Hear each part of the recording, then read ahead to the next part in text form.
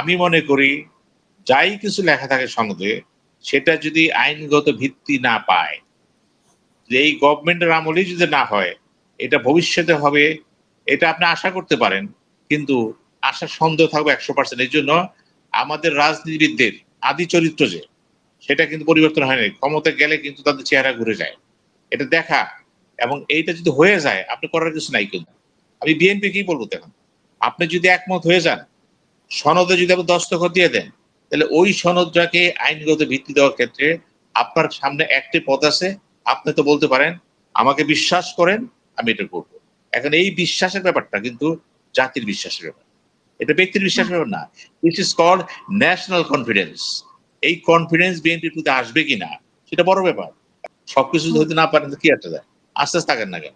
এটার জন্য একেবারে এটা কেউ বলেন না হায় হায় গেলাম গেলাম, তো গেলেন না, যথেষ্ট আগাইছেন। কিন্তু আমি ধন্যবাদ দেই ঐক্যমত কমিশনকে, আমি ধন্যবাদ দেই আলী রিয়াজ, যে দক্ষতা সহনশীলতার কাজ করছে। প্রথম কারণ হচ্ছে এটা একটা সমস্যা, কারণ এনসিপি ও জামাত ইসলাম যে কথা বলছে যে আমরা যদি এই সনদে একটা দস্তখত দেই এবং এটার কোনো যদি আইনগত ভিত্তি না থাকে, তাহলে এটা মূল্যহীন, একটা দলিল, তাদের কি লাভ?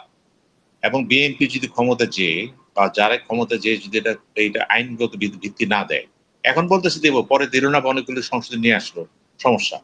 এই যে একটা অবিশ্বাস, এটা এই জন্য এসেছে 1975 সালে যখন আপনার মার্শাল আসলো, পরিবর্তন জিয়াউর রহমান দায়িত্ব নিলেন, উনি কিন্তু প্রথমে গণভোট দিয়েছিলেন, প্রোক্লেমেশন নিয়ে আসছিলেন। এরশাদ সাহেবও কিন্তু তাই করছিলেন। পঞ্চম সংশোধনী, সপ্তম সংশোধনী দুটোই কিন্তু গণভোট এবং প্রোক্লেমেশনের মাধ্যমে কিন্তু আসছে কিন্তু এটা। অর্থাৎ পরে সেটা কি হয়েছে, সেটা অনুমোদন করা হয়েছে মাত্র। অনুমোদন এক জিনিস আর আইন করা ভিন্ন জিনিস, কিন্তু এটা সরাসরি করে দিচ্ছে। কিন্তু এখন যদি এটা অনুমোদনের অপেক্ষা না থাকে, না আনেন, জামাত ইসলাম কিন্তু এই কথাই বলতেছে এনসিপি, যে আমরা যে যে কষ্ট করলাম, এই যে পরিশ্রম করলাম, এই যে আলোচনা করলাম, করে একটা আমরা সনদ একটা বের করলাম, এই ঘোষণাপত্রে সনদ আসলো, এই সনদটা যে আমরা করলাম কি জন্য করলাম? দেশে একটা পরিস্থিতি ছিল, তো যে বাস্তবতা ঐতিহাসিক প্রেক্ষাপট ছিল। এই প্রেক্ষাপটে কোন সরকার যদি ক্ষমতা যায় পরিবর্তন ছাড়া, তাহলে শেখ হাসিনার যা হয়েছে আগামীতে তাই হবে, এটা নির্ঘাত। এবং মানুষের তো, আমাদের তো রাজনীতিবিদ যারা আছেন, মৌলিক পরিবর্তন হয় নাই। কোন দলের সংবিধান কিন্তু একেবারে একক নির্ভরশীল, প্রত্যেকটা সংবিধানই কিন্তু কম বেশি স্বৈরাচার সংবিধান। এবং সেই ক্ষেত্রে কিন্তু দলীয় লোকগুলি যদি আবার ক্ষমতা চায়, তারা যদি পরিবর্তন না করে, আপনার করার কিছু নাই। তখন চিৎকার করতে পারবেন, কিন্তু সাংবিধানিক ভিত্তি আসবে না। সেই দৃষ্টিকোণ থেকে জামাত বলেছে, শুধু তাই না, যদি উল্টাপাল্টা করা হয়, আমরা প্রয়োজন আমরা আইনি বিধানে কেস করে দেবো, মামলা করে দেবো, যে কেন আমাদের সময়টা নষ্ট করলো। এখন এটা একটা মারাত্মক প্রশ্ন। এই ক্ষেত্রে আমি মনে করি যাই কিছু লেখা থাকে সনদে সেটা যদি আইনগত ভিত্তি না পায়, যে এই গভর্নমেন্টের আমলেই যদি না হয়, এটা ভবিষ্যতে হবে, এটা আপনি আশা করতে পারেন, কিন্তু আশার সন্দেহ থাকবে 100%। এই জন্য আমাদের রাজনীতিবিদদের আদি চরিত্র যে সেটা কিন্তু পরিবর্তন হয়নি। ক্ষমতা গেলে কিন্তু তাদের চেহারা ঘুরে যায়, এটা দেখা। এবং এইটা যদি হয়ে যায়, আপনি করার কিছু নাই। কিন্তু আমি বলছি না যেটা হবেই হবে, হওয়ার সম্ভাবনা আছে কিন্তু। তাহলে আপনি কি করবেন? কারণ আপনার এখানে যারা সালাউদ্দিন সাহেব বলেছেন কিন্তু, যে এটা তো কোনো আইনগত ভিত্তি নেই, আমরা তো নাও দিতে পারি এটা। তিনি অস্ট্রেলিয়ার কথাটা বলে ফেলেছেন, কিন্তু এটা কিন্তু মনের কথা তার। যেহেতু সে বলে দিছেন, এটা একটা সংকেত, সতর্ক বার্তা। কিন্তু সেই ক্ষেত্রে আমি মনে করি আপনি সনদে যাই থাক, রাষ্ট্রপতির ক্ষমতা বলেন, প্রধানমন্ত্রীর ক্ষমতা বলেন, বিভিন্ন কমিশনের কথা বলেন, আমাদের নির্বাচন কমিশনের কথা বলেন, চিফ জাস্টিসের কথা বলেন, আমাদের সেই ইলেকশন কমিশনের কথা বলেন, সবগুলোর ব্যাপারে কিন্তু একটা সুন্দর কথা বলা হয়েছে।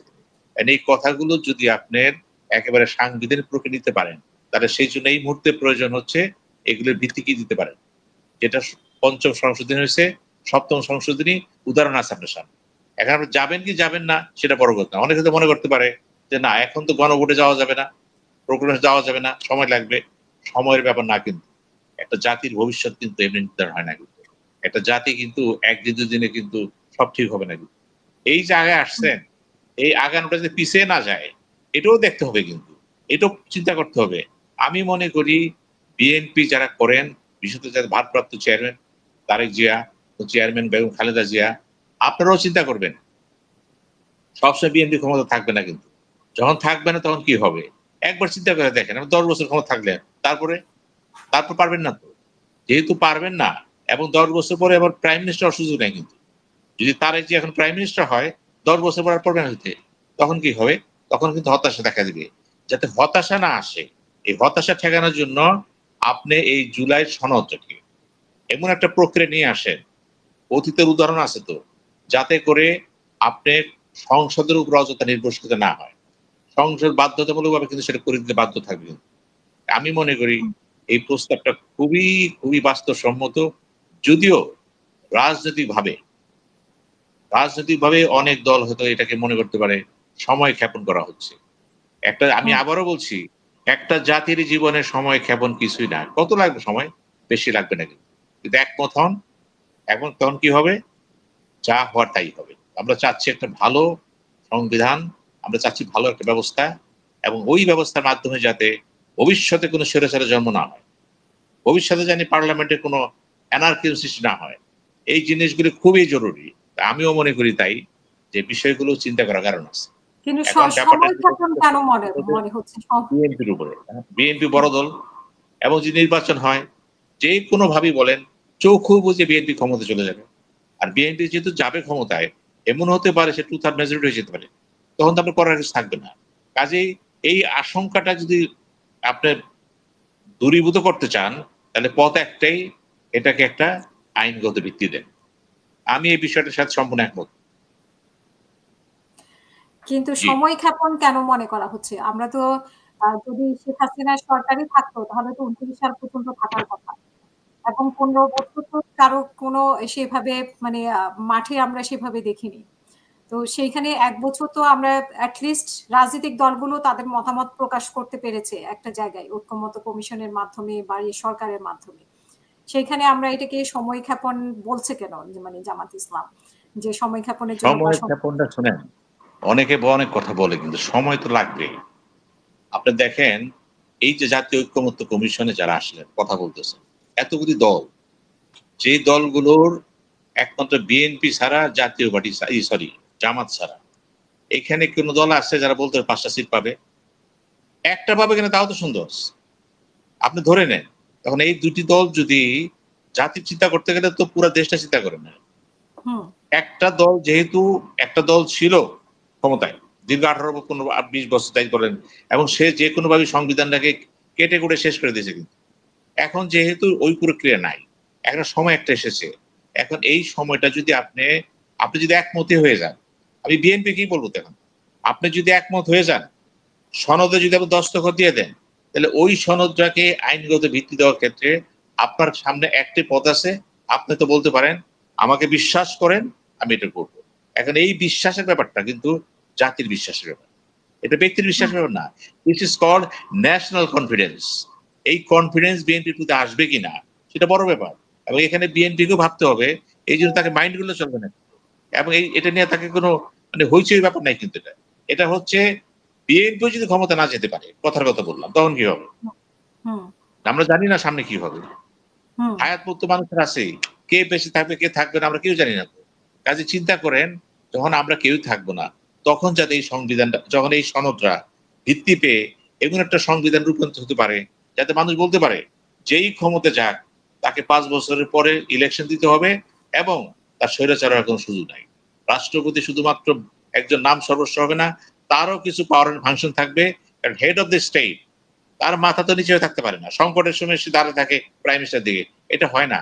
আপনি ভারতের দিকে তাকান না কেন, সেখানে কিন্তু প্রেসিডেন্ট এবং কিছু ক্ষমতা আছে, যদিও ফেডারেলিস্ট স্ট্রাকচার, ক্ষমতা দেওয়া আছে তাকে, যেগুলি বলা হয় মন্ত্রী পরিষদ। কিন্তু আমাদের এখানে বলা হচ্ছে প্রাইম মিনিস্টার। খেয়াল করবেন কিন্তু, ওই যে বলা হচ্ছে প্রধানমন্ত্রী ছাড়া আর কি বলে চিফ জাস্টিস ছাড়া কিছু করতে পারবেন না। আসলে প্রধানমন্ত্রী পারেন, মেজরিটি পার্টি যে সেই প্রধানমন্ত্রী বলার অপেক্ষা রাখে না। সুতরাং এই যে নাম সর্বস্ব রাষ্ট্রপতি তৈরি করছেন, এখান থেকে হুম, বেরিয়ে আসতে হবে। বেরিয়ে আসতে গেলে কিন্তু আপনাকে এই সনদে সবকিছু আছে। আমি দেখছি কিছু ব্যাপারে একমত হতে পারেননি, কিছু আসে যায় না। সবকিছু যদি হুম, হতে না পারেন তো কি আসে যায়? আস্তে আস্তে থাকেন না কেন? এটার জন্য একেবারে এটাকে বলেন না, হায় হায় গেলাম গেলাম, গেলেন না। যথেষ্ট আগাইছেন কিন্তু। আমি ধন্যবাদ দেই ঐক্যমত্য কমিশনকে, আমি ধন্যবাদ দেই আলী রিয়াজ, যে দক্ষতা সহনশীলতার কাজ করছেন, এবং তিনি দেখেন, এবং প্রত্যেকটা দেখেন মেম্বার কথা বলে না, চুপচাপ বসে থাকে। এটা ঐতিহাসিক দৃশ্য কিন্তু। তারা কথা বলে না, কারণ এই যে একটা সিস্টেম দাঁড় করে দিলেন, এটা দেখার ব্যাপার আছে তো। এগুলো এই সৌন্দর্য রক্ষা করতে হবে তো, এবং এই কৃতিত্ব দিতে হবে তাদেরকে। তারা শুনেছে, কথা বলেনি। কথা বলেছে কারা? যারা আসছেন তারা বলছে। এবং সেই জন্যই বললাম, এত বড় সুযোগটা হাতছাড়া করা যাবে না। আমি শুধুমাত্র জুলাইয়ের বিপ্লব বা জুলাইয়ের গণঅভ্যুত্থানকে শুধুমাত্র কাগজে কলমে একটা লিখিত চুক্তির ভিত্তিতে আমার ব্যক্তিগত অভিমত, আমি এটা বিশ্বাস করি। আমি হুম। বিশ্বাস করি আইনগত ভিত্তি নেন, জনগণকে বিশ্বাস করেন, আস্থায় নেন, তখন দেখবেন যেই পার্টি ক্ষমতা চায় একটা সিস্টেম দাঁড়ায় যাবে। এবং সেই সিস্টেমটার জন্য এই মুহূর্তে জরুরি। ধন্যবাদ।